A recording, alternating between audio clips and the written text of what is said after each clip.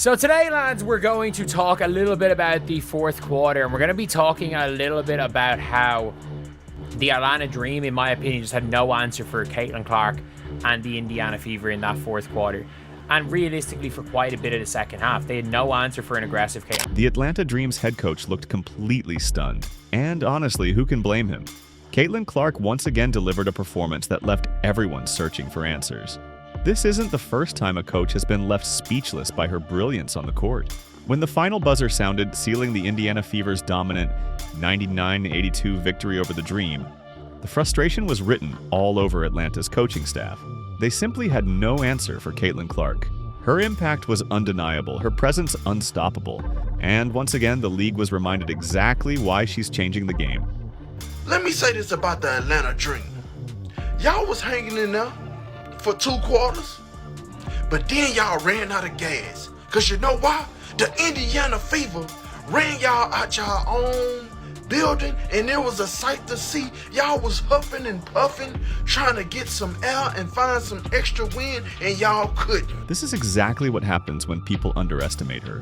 When players try to claim she's only the 9th best point guard in the league, Caitlin Clark doesn't waste time arguing back. She ignores the noise, tunes out the doubters, and lets her game speak for itself. Caitlin Clark doesn't need headlines or debates to prove her worth. She proves it where it matters most, on the court, delivering wins for her team with ease. There's no surprise that the Indiana Fever looked best tonight when the offense was ran through Caitlin Clark. There's no surprise that the offense looked best tonight when we pushed the ball off of a make, pushed the ball off of a miss.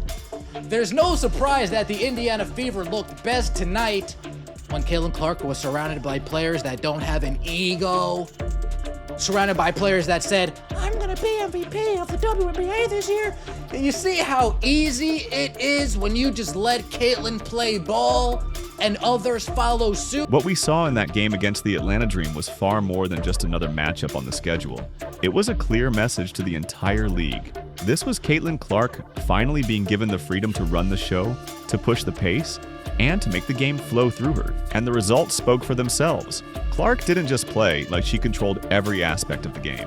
While she finished with a modest 12 points, her influence went far beyond the stat sheet. With 9 assists and complete command of the game's rhythm, Caitlin Clark showcased exactly why she's one of the most impactful players in the league today.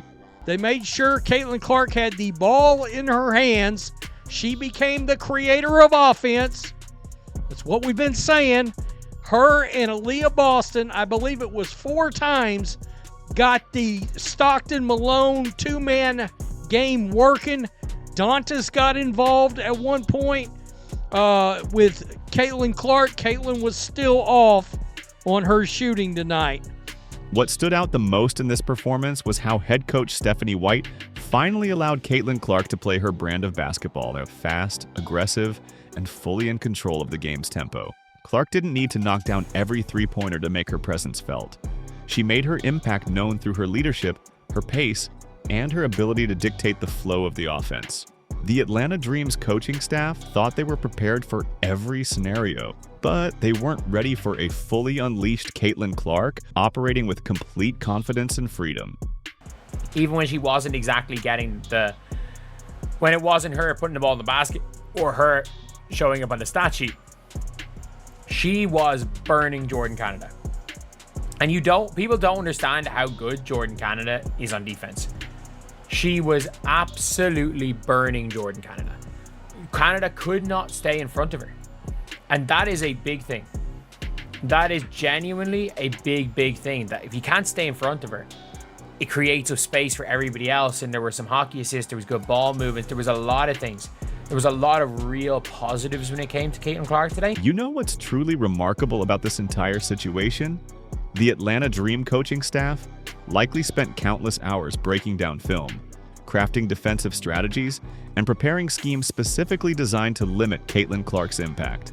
They probably discussed double teams, full court pressure, and every possible tactic to make her night as difficult as possible. But when the final buzzer sounded and the scoreboard showed a dominant 99-82 victory for the Indiana Fever, there was nothing left to say. The Dream's coach was left stunned. His team had just been picked apart by a player many critics only ranked as the 9th best point guard in the league. Obviously, tough game. I thought we had a good first half. We were really competitive. Second half we just had so many defensive breakdowns, and give them credit. They were getting extra possessions, and those extra possessions were turning into points just about every single time. So, just valuing ending their possession. It's not enough to force a tough shot. We got to come down with the ball. And then, we had some defensive breakdowns that they made us pay for. They were able to extend the lead, and then at the end we had to, do some gambling and do some things that really we're not that equipped to do. If you're enjoying this content, make sure to hit that subscribe button. What we're seeing with Caitlin Clark isn't just a one-time thing. This has become a pattern across the entire WNBA. Time and time again, coaches have walked into matchups thinking they've solved the Caitlin Clark puzzle. Remember all those critics who predicted the jump from college to the pros would expose her? Instead, she's rewriting the standard for what greatness looks like at this level. And the irony? It couldn't be more perfect. These are the same coaches who spend days crafting defensive strategies just to try and slow her down. They changed their entire defensive philosophy when she's on the court, yet somehow, when it came time to vote, they only ranked her as the 9th best guard in the league. They defend her like she's peak Michael Jordan. Some even celebrate when they manage to rough her up or knock her off her rhythm. And yet, when the spotlight is on and the games truly matter, they're the ones left shaking their heads. The Atlanta Dream were able to really neutralize Caitlin Clark in the first half. And I know Caitlin Clark had 5 first half assists, but they were able to neutralize Caitlin Clark's impact on the game in that first half. And in the second half, regardless of the box score numbers, how Caitlin completely took over. So the big way they were able to neutralize Caitlin Clark, and I think it was almost an issue with Stephanie White as much as anything, is they were... When the Indiana Fever faced off against the Atlanta Dream, something truly special took place. For the first time this season, head coach Stephanie White seemed to finally recognize what Iowa fans have known for years. Caitlin Clark is at her absolute best when she's free to control the tempo and flow of the game. Up until this point, we've seen Clark placed in roles that simply didn't match her unique talents. Too often, she was stuck standing in the corner while someone else brought the ball up the floor. A waste of one of the league's most dynamic playmakers. You could see the frustration on her face. But against Atlanta, everything shifted. Stephanie White finally realized what so many already understood. Trying to restrict Caitlin Clark's instincts is like trying to hold back a storm. When you have a once-in-a-generation player on your team, you don't ask them to fit into your system. You shape your system around their gifts. And that's exactly what unfolded on the court. But you saw Clark sort of gaining her rhythm as the game went along, sort of returning to her form as the game went along, finding that pep in her step as the game went along, even though the shooting numbers were tour dates again, and she's got to find that shooting stroke at some point. Look, it can't go on all year, but you understand where some of those struggles come from when you deal with a quad injury and then a groin injury, and you're thrust back into the lineup and you're trying to find your way. But I do think it was the way that Clark found her way to the basket that was the difference in this game, really. That was what changed the dynamics of this game. The Atlanta Dream's coaching staff could only watch as Caitlin Clark took full command of the Indiana Fever's offense, running the show with the poise and precision of a true floor general. She wasn't just playing. She was conducting the game like a maestro, creating scoring opportunities where none seemed possible, and picking apart the defense with smart, calculated decisions. Even when her three-point shots weren't falling, Clark maintained complete control over the pace and direction of the game. What made this performance stand out even more was her ability to elevate the play of those around her, a trait her critics rarely want to acknowledge. Her vision, leadership, and high basketball IQ continue to bring out the best in her teammates, making everyone on the floor more effective. An inconsistent ride for Indiana and for Clark as well, who's had to fight through a lot of injuries. But I think the encouraging thing from Cece was the fight that she showed on the floor. Clearly, she's not quite at 100%, still working her way back, hasn't found her three ball yet. But what she did was attack. She used the physicality against the defenders by putting her head down and going to the basket.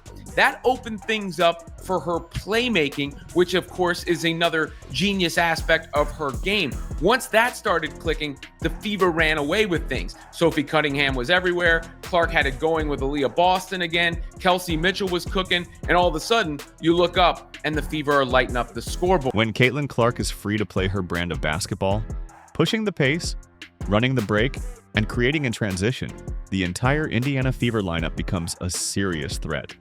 Kelsey Mitchell benefits with cleaner looks at the basket. Aaliyah Boston finds more space to dominate inside. And players like Sophie Cunningham are suddenly left wide open for those catch-and-shoot opportunities from beyond the arc. The Atlanta Dream's coaching staff had no solution for this version of Caitlin Clark, because this version is simply unstoppable. When she's brimming with confidence, controlling the tempo and leading the way as the dynamic floor general fans came to know at Iowa, she elevates herself from being just a great player to one who's redefining the game. They were manhandling Caitlin Clark early in that game. Like, they had two hands on her. They were fully getting into the we are grabbing her and we don't really care.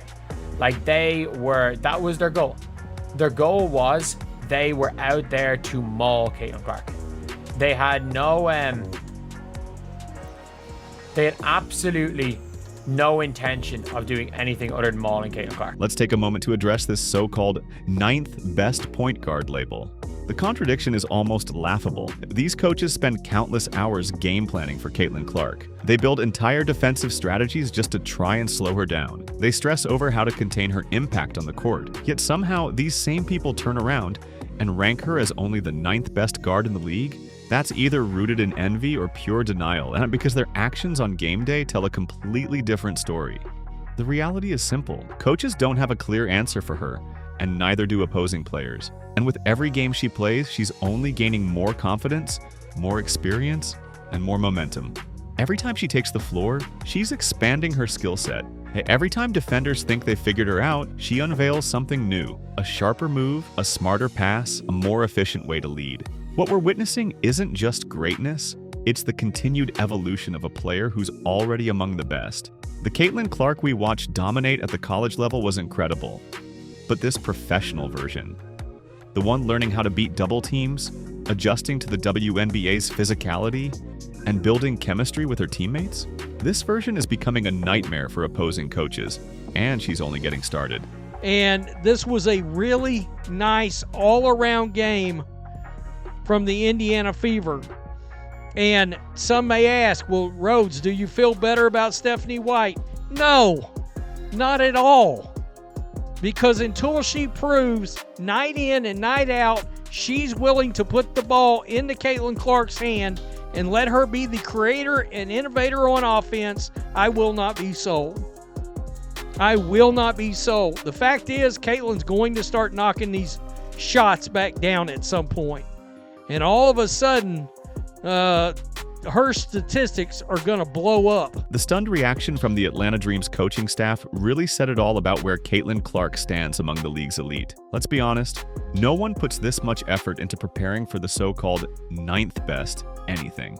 Coaches don't lose sleep, rewrite their entire defensive approach, or hold special meetings over someone they believe is just average. Credit where it's due. Indiana Fever head coach Stephanie White finally embraced what fans have been saying for months. Caitlin Clark is at her absolute best when she's allowed to play her natural game. The fast-paced, free-flowing style that made her a household name at Iowa is the same approach that makes her nearly impossible to stop at the professional level. When Clark is given the freedom to control the tempo, create in transition, and dictate the flow of the offense without restrictions, what truly set her apart was how she managed the momentum of the game. Every time Atlanta looked like they might shift the energy in their favor, Clark responded with a play that immediately flipped the momentum back to Indiana.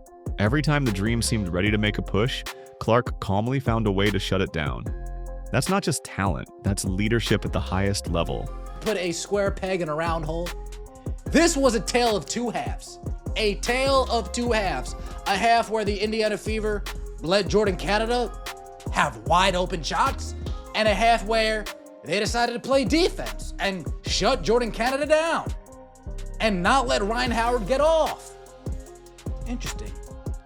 A half where we had Caitlin off ball and sitting a lot, sitting on the bench, riding away in the first half, and the second half where, oh my God, she's in the game. Oh my God, they're giving her the ball. This is what separates the truly elite point guards from the rest. It's not just about scoring or stacking up assists.